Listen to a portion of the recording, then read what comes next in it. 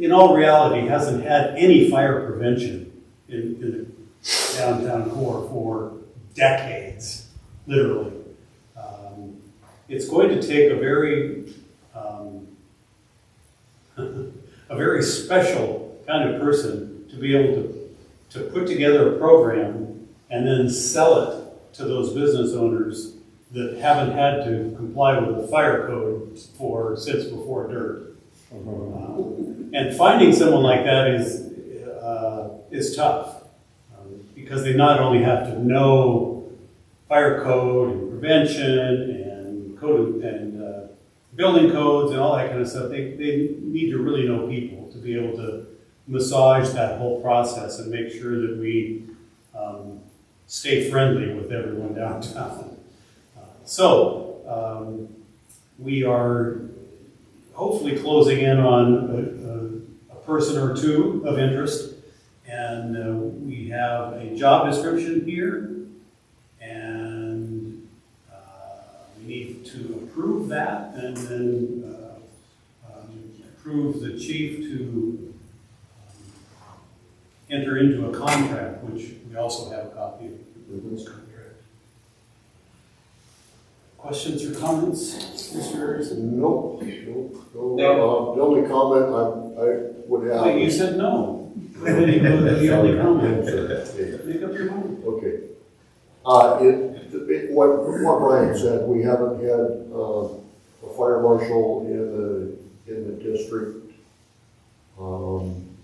There was a couple interim people in there that tried to fill those shoes, but it's important from a safety standpoint for not only our citizens but our firefighters, to make sure that buildings are up to the kind of code that they need to be, so that if something does happen in a building, then we hope that it's been upgraded the way it should be upgraded. And no surprises. No surprises. Yeah.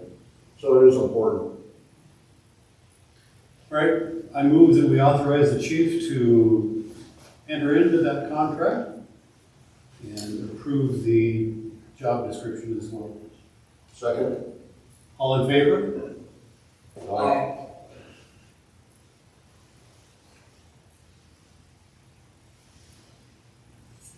Go forth and prosper.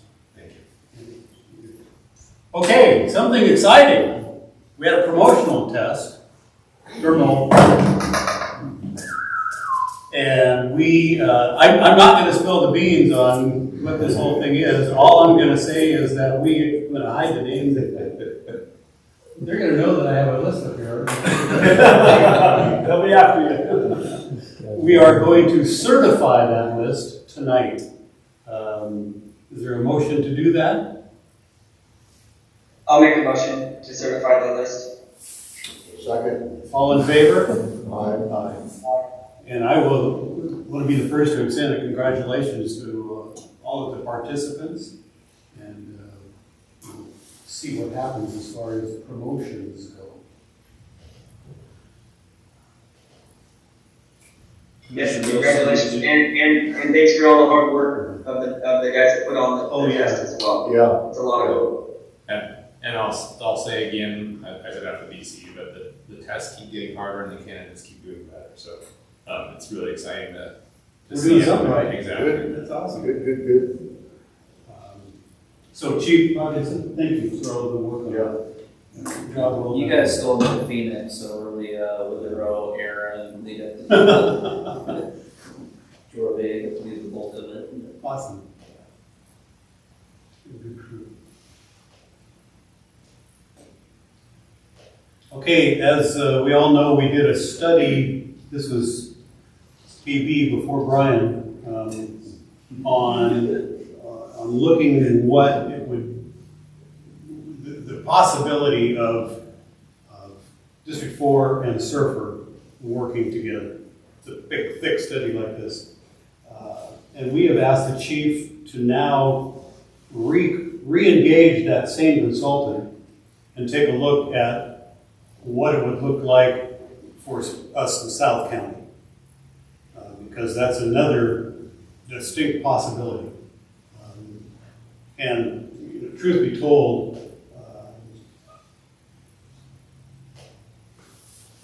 and I don't think I'm speaking out of turn here, I'm going to say it anyway. We should probably look at the entire county at some point in time and see what looks and works best. And the commission is in the process of getting together with 80% of the commissioners from the rest of the county to talk about just that thing. For not only cooperatively working, but looking ahead 15 to 30 years and say, what's the fire service going to look like when we're all retired? But and I use the analogy of somebody a long time ago should have figured out that they should have put light rail down the middle of I-5.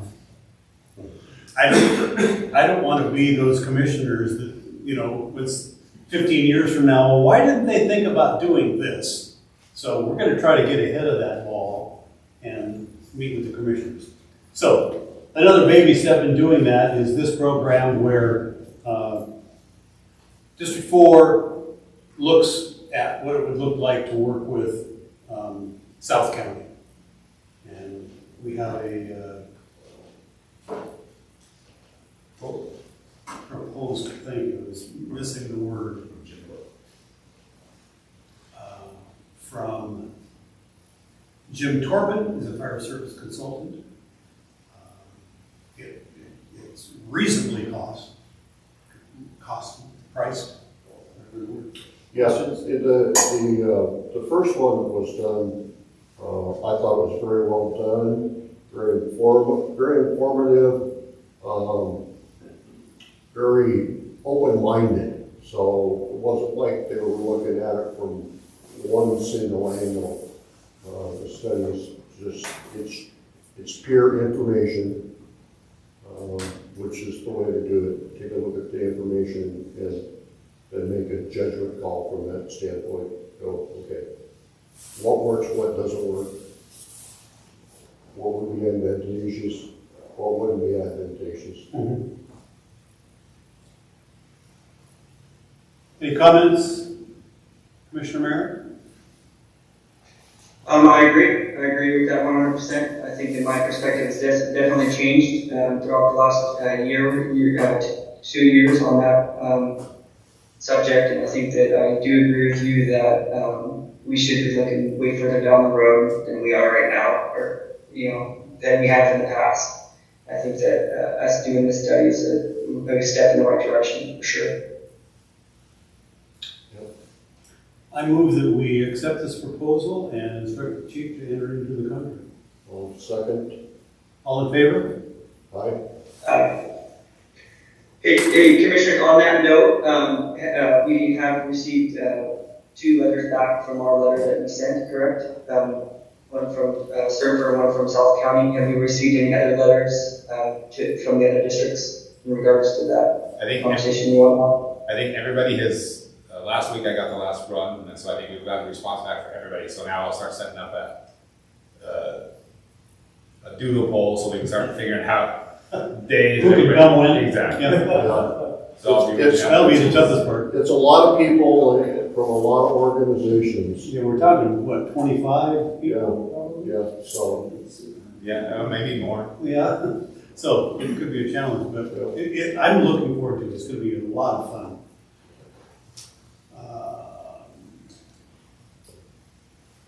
All right, exciting. Washington State Auditor has suggested that we pay a little closer attention to our checkbook. It's probably an interesting way to put it. Yeah, I was thinking it is. Not that we're doing anything wrong, but they just like to see stuff, right?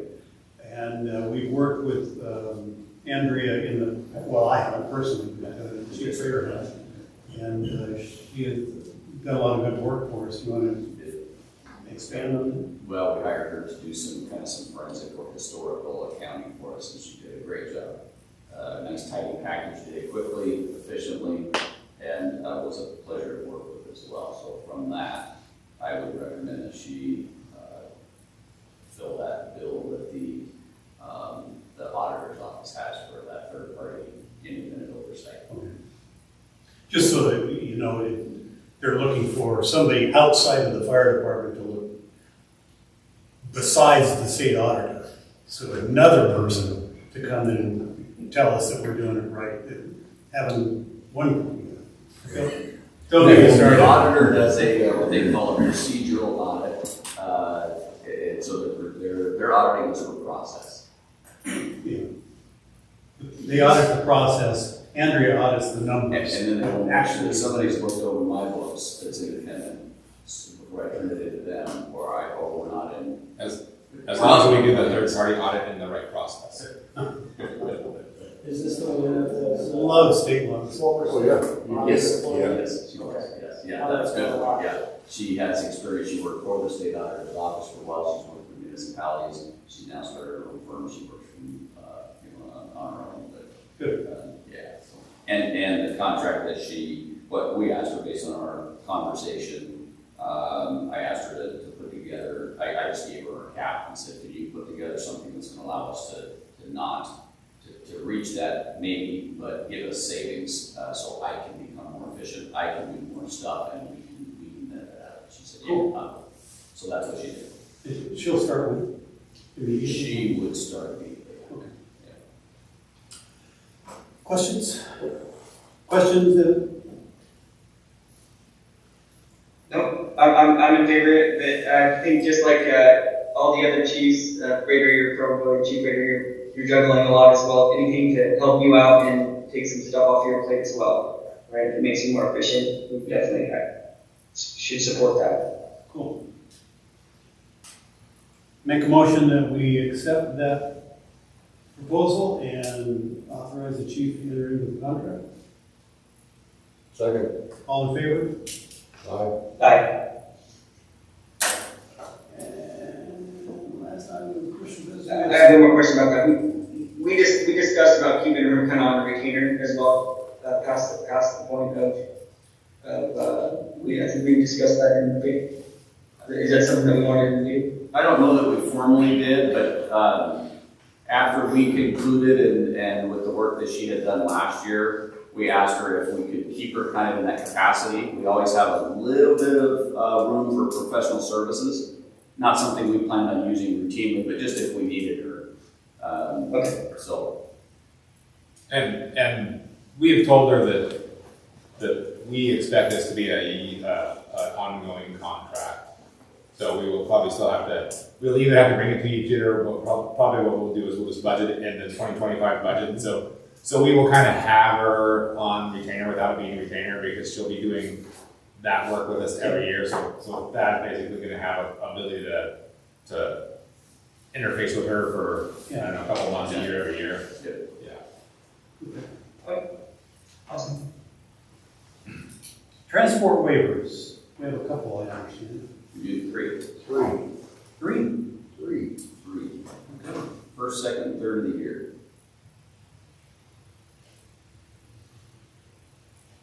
Each one of them are different. Is there anything of, I scanned through it, but is there anything of note on any of these? Yeah, I would probably, so the first one you'd be considering the patient as deceased. Yeah. Right. So that's pretty good, right? And the district's recommendation is just based on that sliding scale and the income that they provided proof of. Yeah. So that's what you have in front of you. Okay. The second one is a pretty standard, just a request for financial hardship, for relief from financial hardship there. And then the third one is a minor who submitted through the financial company and just stated that she doesn't live at home and can't pay the bill. Yeah. And so she has no proof of anything, just firstly, just an interesting situation, statute 3. It should be referred to as, yeah. I move that we approve all three. And I second that. So at the district's recommended, okay, knowing that the third one, there is no, a minor, so there's nothing. okay, I just want to make sure that was. We have no recourse. Yeah. Commissioner Merritt, anything? Yeah, I agree. Okay. All in favor? So not to be clear, are we waiving the third one? Yes. Yes, all three. All right. And, Well, the district's recommendation was not to waive anything, because we have nothing to base it on, like we do the other. So if we're following the process, yeah, she would be charged the full bill, which she has a means to pay, I'm sure, we go to collections. so, I get it. Okay, we're breaking the law. Well, this is We case in had, point. we had asked, I think the last time we had some, there was some gray question And areas. this popped up, and this makes the case even more. Yeah, we're still working on that. Yeah. On the previous one? Well, no, on a, Just the Oh, rest on of a reconfiguration Yeah. of how to do it. yeah. the solution for it, yeah. All right. And with that, comments from you chiefs. Tell us. I don't have any pictures. You haven't said a word all night. Well, you got to the good part now. All yours. I'm going to take a couple minutes and brag about our operational personnel, and I reflect a lot based on when I came in 1990 as a part-timer all the way to current, and I'm continue to be in awe of how much progress we've made and how many more things we're involved in. So just our call volume when I first got on was right at 1,000, I think. I remember our first year as being paid firefighters in District 4 going Monday through Friday more than once, not running a single call the whole week.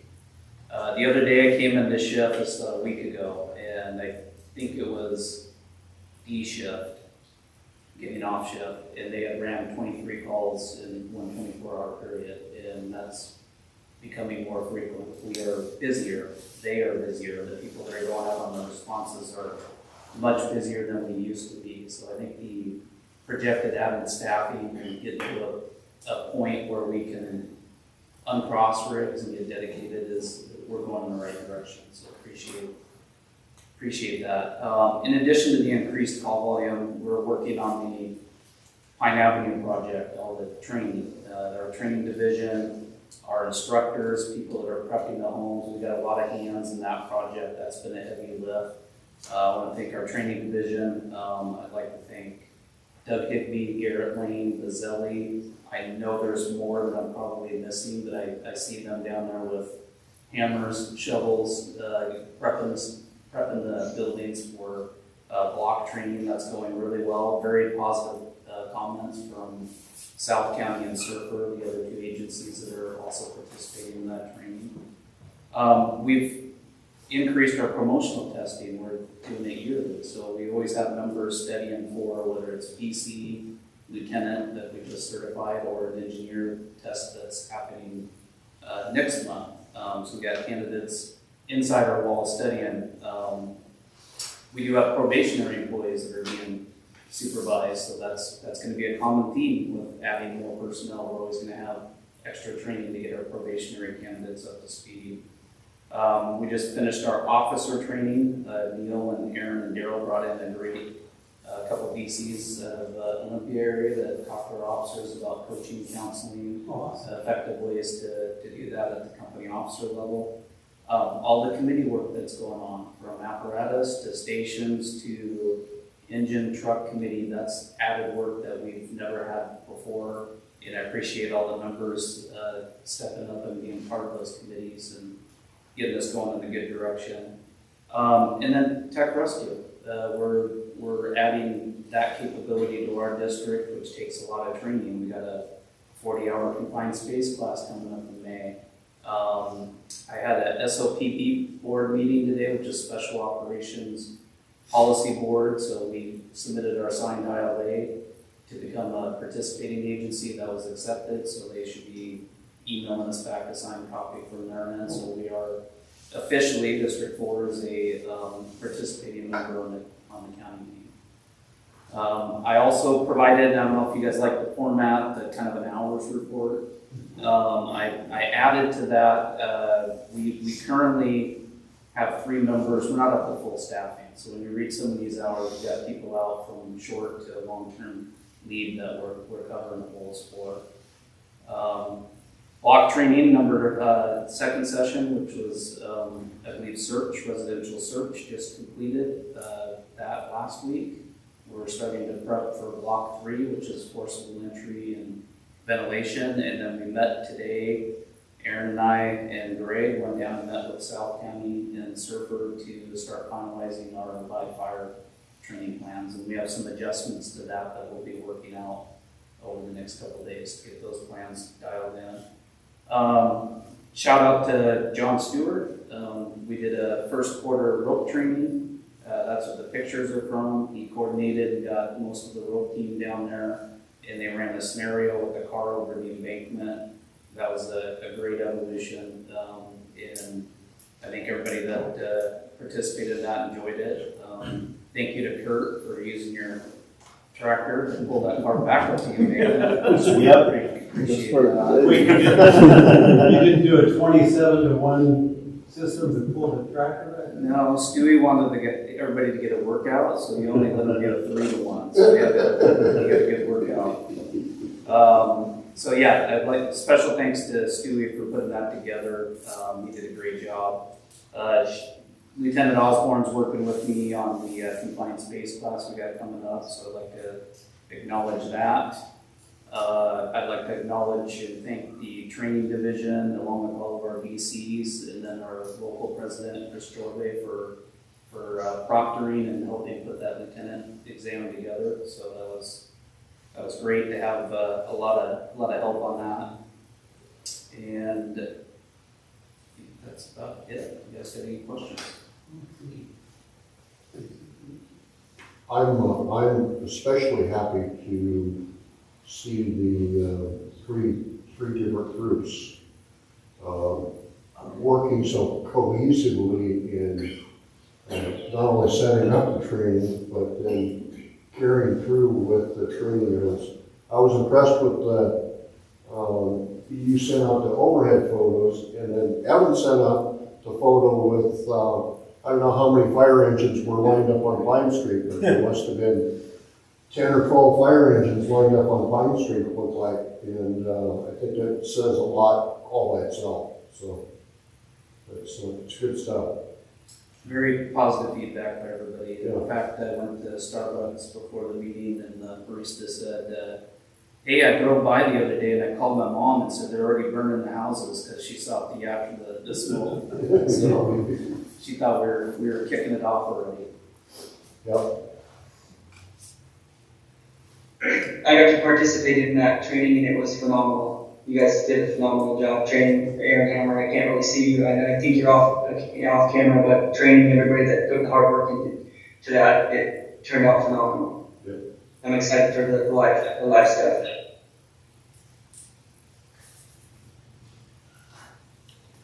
Tough act to follow, but I'll try. No cool pictures. And I do want to point out I have a typo in here, but apparatus and facilities, I can say yes. I brag a lot about Chef Gary at the monthly breakfast, and I will again. We have 4 vehicles in some state of completion right now. 2 Colorados around Station 40. Our fingers are crossed. What is that? Chief Freighters is done. Hallelujah. That's one down. The second Colorado should be done anytime. They're working on them simultaneously.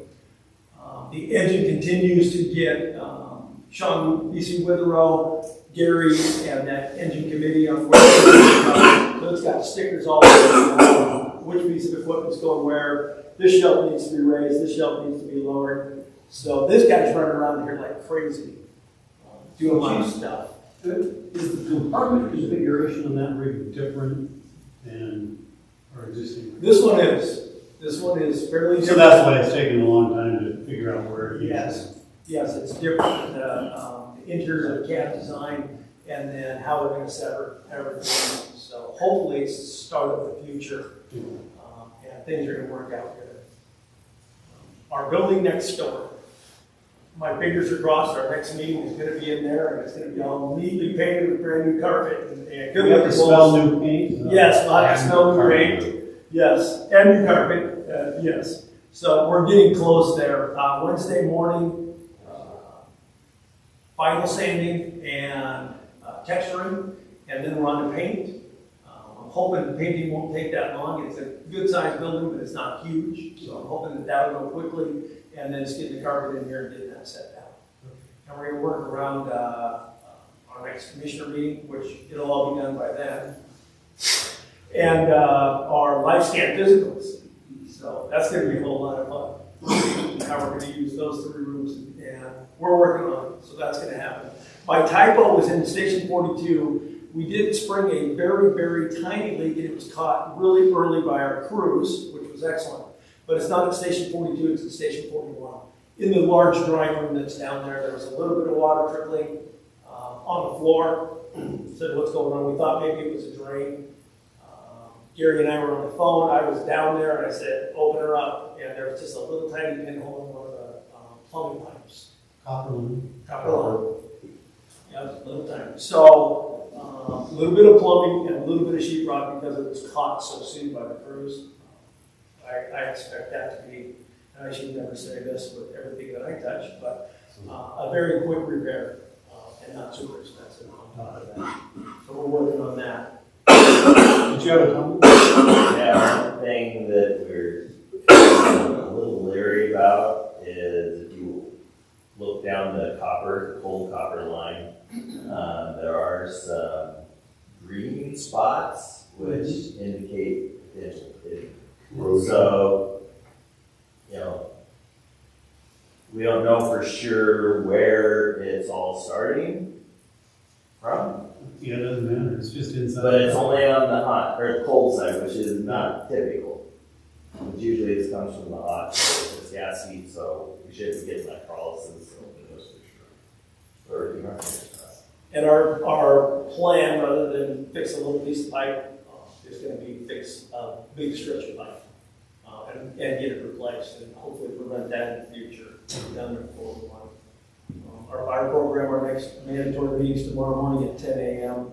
With the safety stuff. We have developed regionally a near miss form, and in the past, a lot of times near misses were word of mouth. You know, hey, this happened when we were on a call, or this happened during training, somebody could have really got hurt or worse. And now we've got a very simple form, so I'll be working with Christine to just fine tune that form so it's in a fillable PDF. In addition to what you brought up at the awards banquet as far as that safety form also. Yep. And I think that we can maybe integrate a little bit of a near miss into that form as well with possible solutions. So we haven't had a good near miss form before, but we have had things happen, and rightfully so we have it. Chief has said, I wanted it in an email. And then it's in an email, and then we have it, and it's there. This form is easily attached to an email, but it's got a spot for a photo or two, and then it's got, this is what we're doing, this is what happened. And then I'm going to ask them to put in possible solutions so we don't have a near miss in the future. Is creating and maintaining something like that set us up for any kind of L&I investigation? I think in the future, potentially, it could, if it got out. The possibility, I think, would be there if somebody came in. I don't know, Chief, you have any idea how they would ask for something like that? If we had just in their internal near miss form that we knew about, that we shared at safety committee meetings, anything like that? No, I think the only reason it was set up is if we identify a problem and then ignore it. Didn't Didn't take any action. L&I has started changing their ways of doing business. And in the past, it was, if something came up, it was more of a punishment than anything else. Yes. And now they are promoting when they see an organization actively trying to make improvements and fixes, they're right in there next to you, giving you suggestions and helping and pushing you down that road. So. And that's where the fire programs really come in. Brent Olson, the guy that's running the fire program I used to work in enforcement and punishments and fines and all of that. Yeah. So it's great having his background, and this is a statewide program that he's overseeing. But his insight and talking about, we want to keep you out of the inspection and enforcement and penalty phase. And us, Chief, and the passport allowing us to be part of this program, saving us money on our L&I fees to start with, but it's giving us all kinds of things to look at as an agency without fear of punishment. And what it's done for us is turned into a 3-county regional safety group where we have our county monthly safety meetings, and then we have a representative that goes to 2 other counties and talks about the things that we're doing, and then brings back to us the things the other counties are doing when it relates to fire.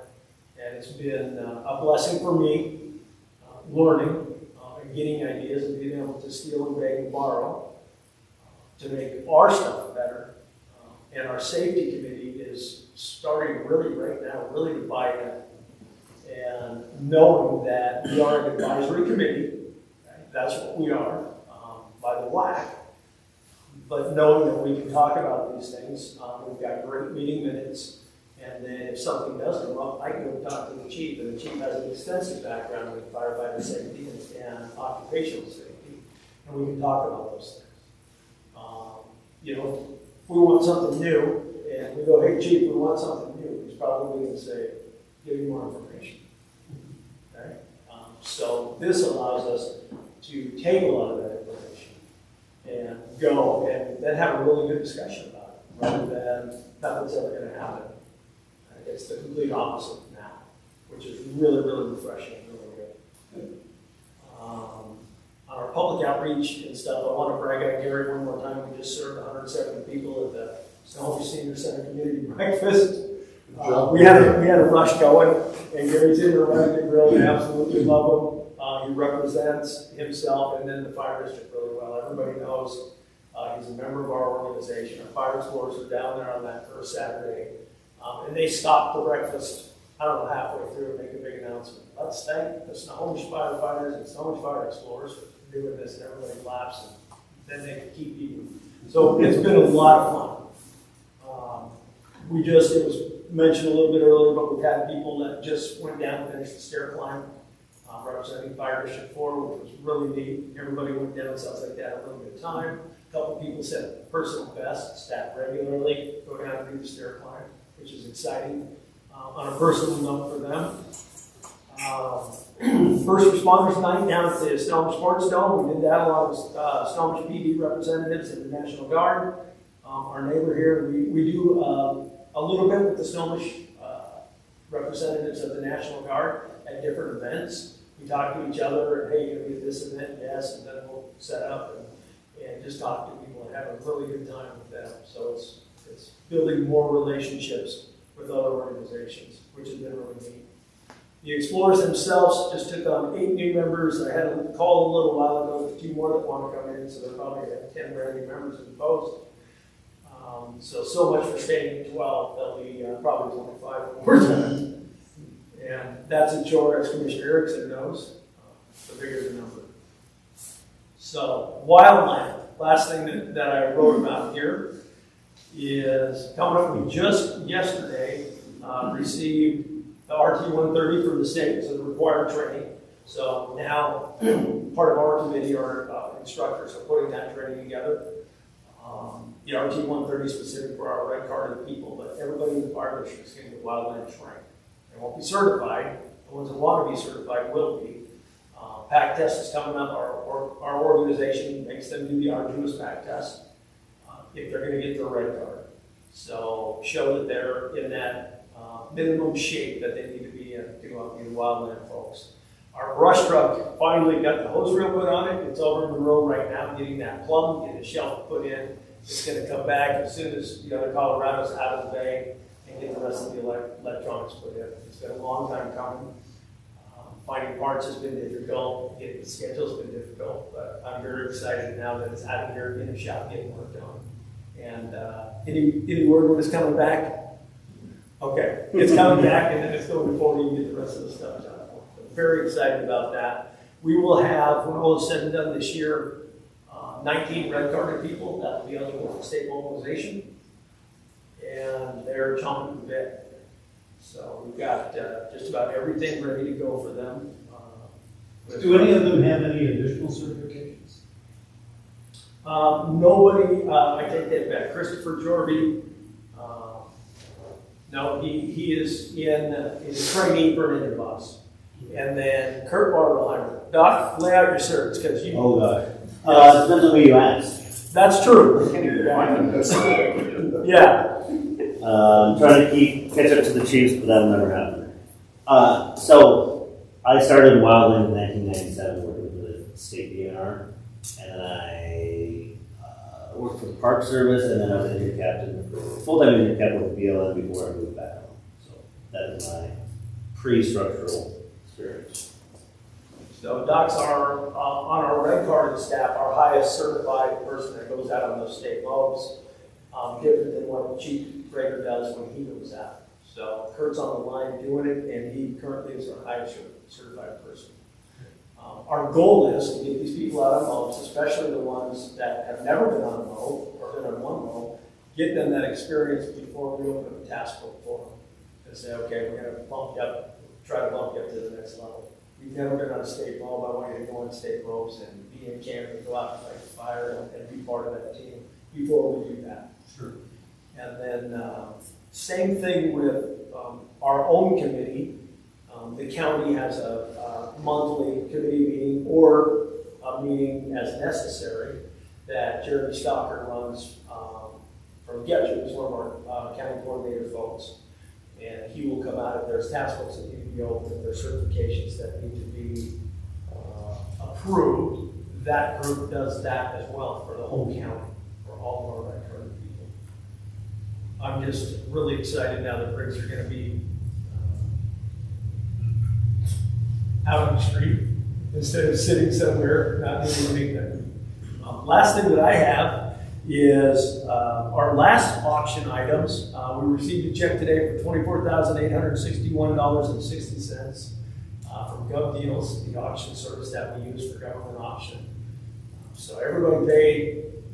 The last thing's supposed to be picked up tomorrow, and then our most recent auction, half of the stuff's been picked up. We're still waiting to hear when they're going to pick up 5 more cabinets. And the hose?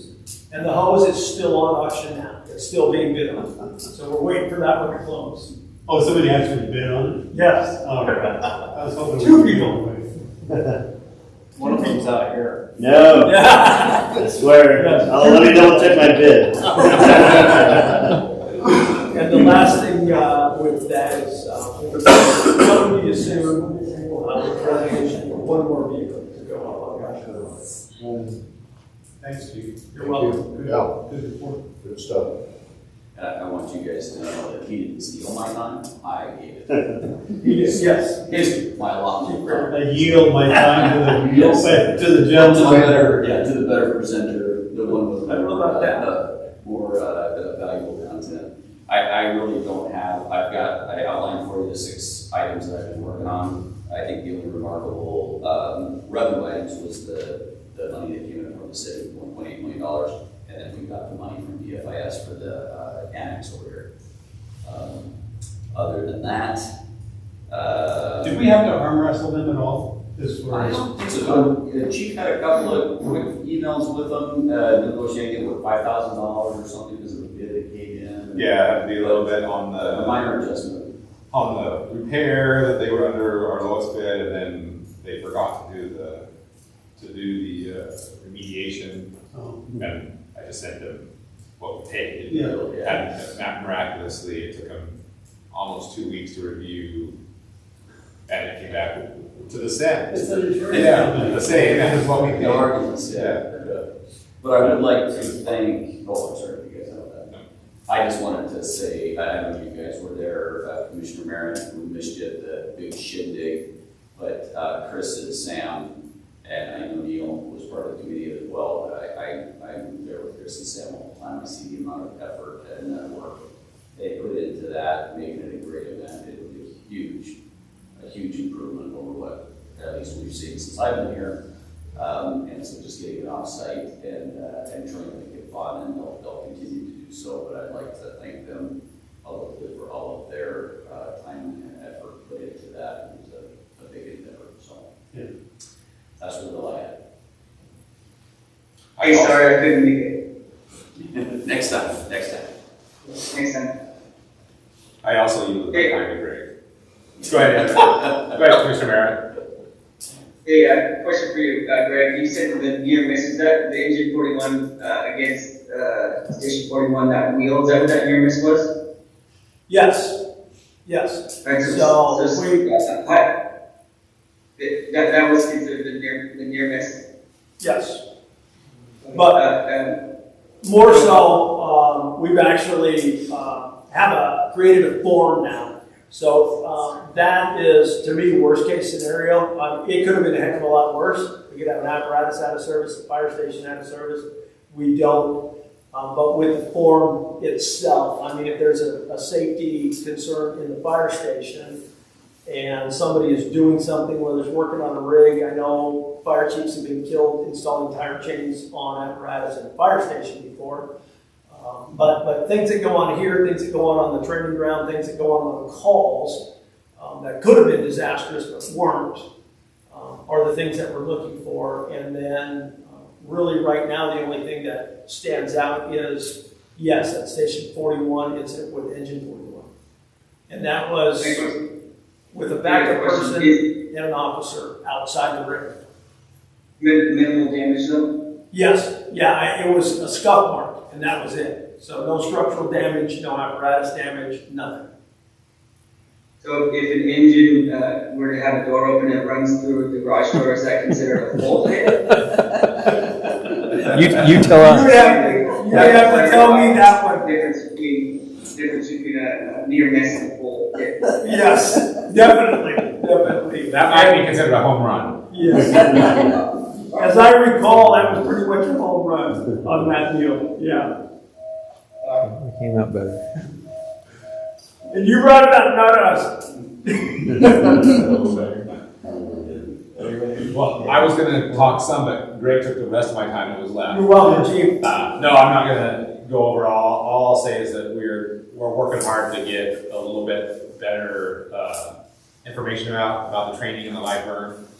We were set to do the pamphlets this week, but training, threw us a curveball with maybe changing the live burn, so we're going to wait till that gets settled down tomorrow so that we can have the most accurate information before we start spreading the word. The video. Yeah. Chief, you had sent out kind of a preliminary video, and I thought that was phenomenal. It's very, very well put together. I know that was just it's not done yet, but I think that's great.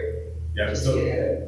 Yeah, so hopefully that'll be out tomorrow, and all the 3 agencies considered, and that's again one of those ones that it was us in South County and Surfer. It was the Surfer's PO that kind of did the final editing, but all of us were down there, and it's another one of those collaborations where we're all working together, and now we can share the exact same information, all 3 of us.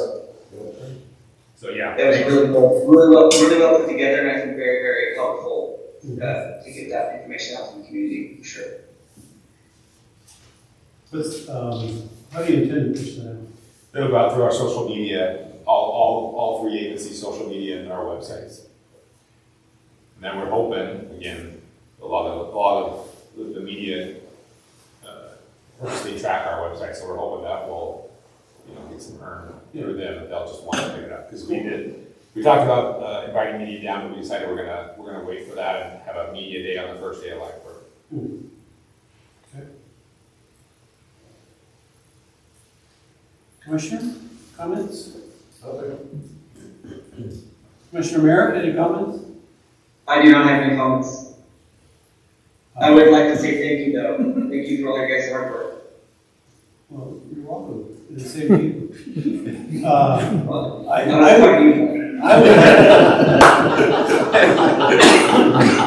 Wherever you are.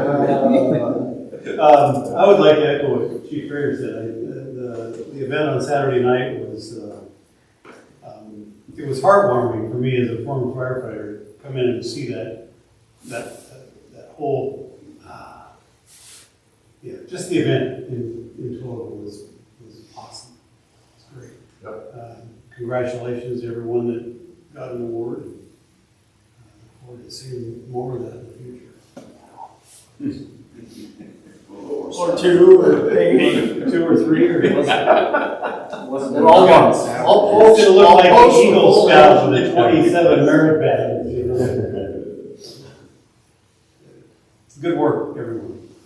And yeah, please pass on our congratulations to Sam and Christine.